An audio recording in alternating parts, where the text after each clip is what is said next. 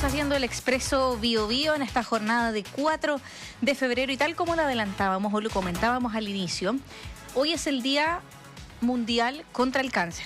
Ajá, sí. De hecho, la pregunta que estamos haciendo se lo aprovechamos de mencionar para que envíen audios. ¿Cómo se cuida usted? ¿Le hace caso a los síntomas? Porque la prevención parece que es clave, vital, literal eso, vital en esta materia. Queremos conversarlo, de hecho, con quien es directora de Educación y Participación en Salud de la Fundación Arturo López Pérez, la FALP, la doctora Paulina Flores, que está en línea hasta ahora. Muy buenos días, doctora, ¿cómo le va? Buenos días. Buenos días, Álvaro. Buenos días, María José. Gracias por la invitación. No, gracias a usted por este tiempo para hablar de un tema que es muy importante porque cada año, lo hemos dicho, el 4 de febrero, la Organización Mundial de la Salud apoya a lo que es la Unión Internacional de la Lucha contra el Cáncer en la promoción de las distintas formas de disminuir la carga mundial que existe contra el cáncer, contra esta enfermedad, porque la prevención, aumento de la calidad de vida de los pacientes son temas que son muy recurrentes. Y vamos de lleno a hablar de este tema porque hoy día sabemos que la aparición del cáncer es cada vez más común, si bien hay más formas de poder prevenirlo y más tratamientos para poder realizar lo que es la cura del cáncer. También se están generando muchísimas enfermedades y hay como poca conciencia quizás de repente de la gente en la prevención. ¿Cuál es el diagnóstico suyo de esta enfermedad hoy? Y María José, tal como tú mencionas, la ciencia ha ido avanzando de manera bastante importante para asegurar que los tratamientos que ofrecemos en cáncer sean los más efectivos posible, y en nuestro país además hay un compromiso para que las personas puedan acceder, ojalá de la manera más oportuna, a estos tratamientos. El problema está, tal como tú indicas, en que muchas veces las acciones que podemos realizar en relación a la prevención de esta enfermedad pueden no ser tan efectivas. Estamos todavía más bien apegados a estilos de vida que son poco saludables, con mucho sedentarismo, con una alimentación que está más bien basada, ¿cierto?, en comida ultraprocesada, muy rica en grasa, en azúcares, y eso hace que también nuestro organismo lo resienta y pueda manifestar enfermedades como el cáncer, que se ve además afectando a personas cada vez en etapas más tempranas. Sí, y eso de parte de las personas, donde parece que el autocuidado y estar alerta a los síntomas y ser proactivo con efectivamente, no sé, hacerse exámenes, chequeo, es fundamental. Y de parte del sistema de salud propiamente tal, hay una preparación también para poder asociar cierta sintomatología a etapas tempranas de cáncer, doctora.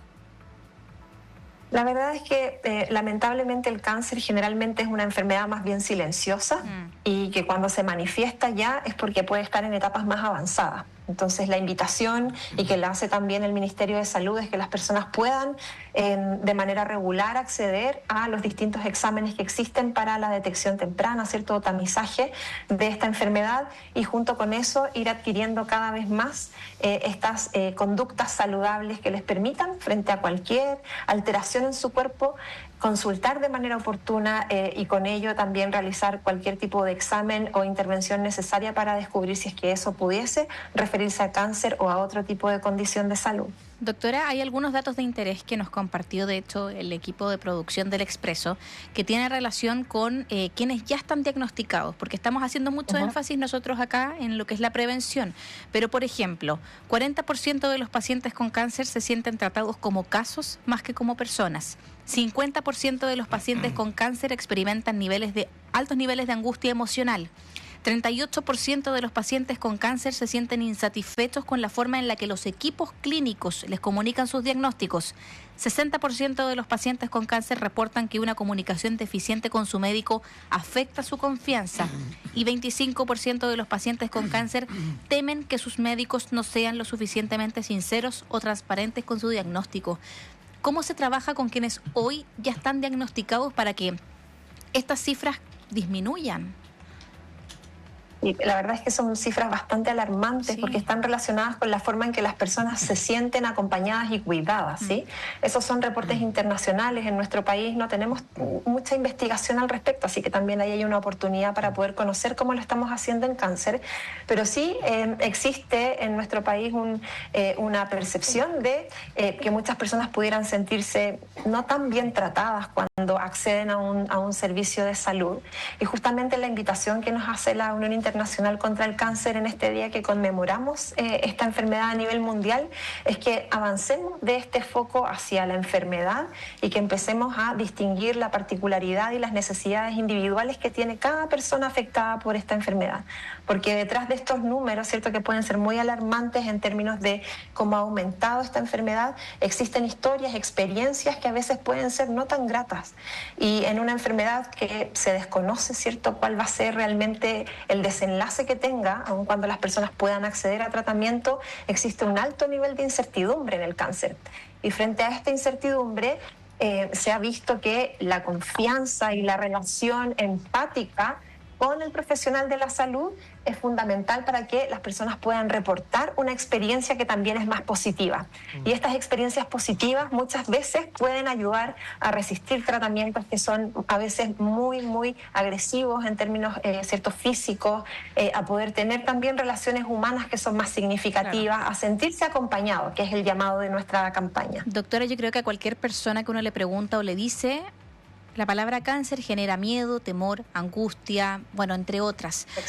Y muchas veces cuando uno va a hacerse distintos exámenes por diversas situaciones o sintomatologías que pueden significar alguna molestia, dolor, te preguntan, ¿usted tiene antecedentes genéticos respecto a alguna enfermedad cancerígena o algo por el estilo?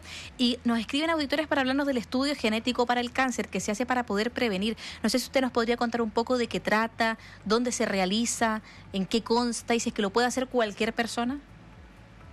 La verdad es que, como decíamos al inicio, la tecnología ha avanzado y es posible ahora, ¿cierto?, estudiar nuestros genes para saber si es que tenemos alguna probabilidad mayor de desarrollar alguna de estas enfermedades. Generalmente esto se indica cuando existen ciertos tipos de cánceres en las familias que se repiten o que se presentan a edades más tempranas. La recomendación entonces ahí es que esa familia pueda realizarse un examen genético para poder identificar si es que existiera cierto mayor riesgo de desarrollarlo.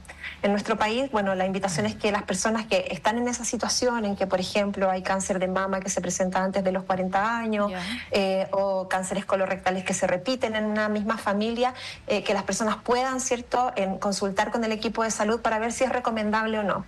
Eso siempre debe hacerse con prudencia y tomar esa decisión de la manera más informada posible, porque en algunos casos podría también producirle mucha angustia a una familia saber que existe la posibilidad de desarrollar un cáncer. Entonces, frente a eso, se hace fundamental, ¿cierto?, el asesoramiento y el acompañamiento del equipo de salud para poder tomar una decisión en conjunto en relación al testeo genético para cáncer. Doctora, a propósito, el miedo que mencionaba María José, que está presente justamente en un diagnóstico que puede ser complejo, uno hace algunos años atrás era sinónimo de un mal pronóstico. Me pregunto a propósito de los avances en tecnología, los avances de la salud propiamente tal, si acaso el pronóstico ha cambiado, si ha mejorado derechamente, si de nuevo me imagino que si ha mejorado el pronóstico, de nuevo la pesquisa temprana es clave. Sí. Es clave. La verdad es que pueden haber avances importantes en términos de la quimioterapia, de la radioterapia o incluso inmunoterapia ahora, pero si el cáncer es diagnosticado en etapas tardías, el tratamiento no va a tener la efectividad que podría tener, claro, si es que ese es un cáncer que está recién iniciándose. Entonces la invitación nuevamente es que las personas puedan acceder de manera oportuna a los exámenes de detección precoz. ¿Cuáles son esos exámenes claves? Están preguntando mucho los auditores.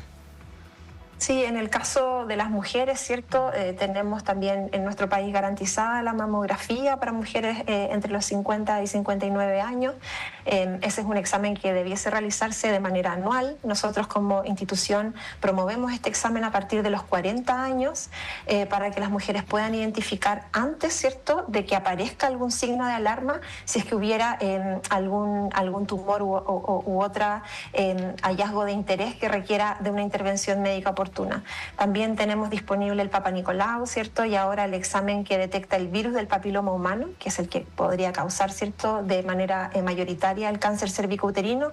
Ese es otro examen que se realiza de manera rutinaria en nuestro país y que permite diagnosticar este cáncer que, si es detectado a tiempo, es absolutamente curable. Y existen otros exámenes que deben realizarse en consulta con el equipo de salud, como la colonoscopía o también el antígeno prostático en el caso de los hombres, para poder identificar si es que hubiese ahí alguna necesidad de intervención o seguimiento más dirigido con esa persona. Doctora, respecto también a los costos, porque es otro tema que también genera mucho temor a la hora de un diagnóstico de cáncer, que tiene que ver con lo caro que pueden ser los tratamientos para poder realizar los tratamientos paliativos o los tratamientos curativos también para esta enfermedad. Nos escriben muchos auditores que, por ejemplo, se atendieron en la Fundación Arturo López Pérez. Por ejemplo, Paola nos dice: desde el cirujano hasta el camillero y todo el área administrativa, maravillosamente cálidos y humanos con nosotros. Así que hay un punto importante que respecto a las cifras que dábamos. Pero, por el otro lado, con el tema de los costos, hoy día hay posibilidades certeras de poder prevenir adelantarse a la posibilidad y que el tratamiento eventual, en caso de que haya un diagnóstico, no sea tan caro, porque son tratamientos millonarios. La gente que no tiene recursos es muy difícil que pueda poder curarse.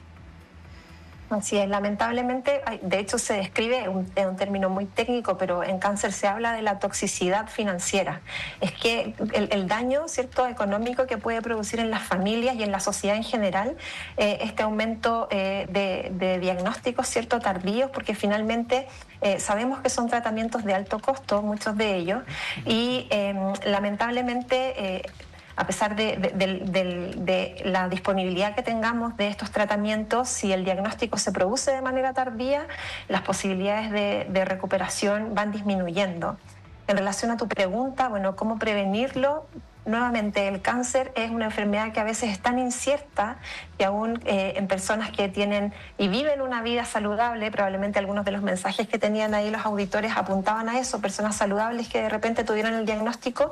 Bueno, ese diagnóstico, si es de manera oportuna, sabemos que las posibilidades de recuperación son mayores. Pero una de las grandes zancadillas que nos estamos haciendo a nosotros mismos es que justamente estamos más bien alineados con estos hábitos que son menos saludables, que podrían aumentar el riesgo de que desarrollemos esta enfermedad.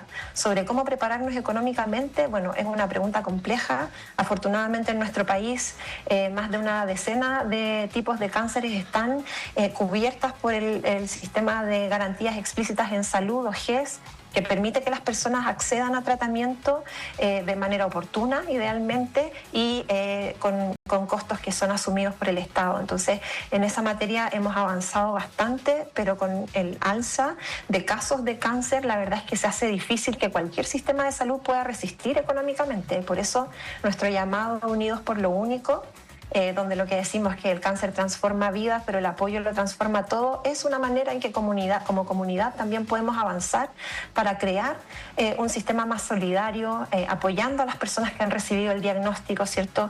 A veces ofreciendo cuestiones tan cotidianas como, por ejemplo, el cuidado de los niños cuando hay personas que están en etapa de crianza, acompañar a alguien al tratamiento cuando tienen que ir, por ejemplo, por su quimioterapia, etcétera.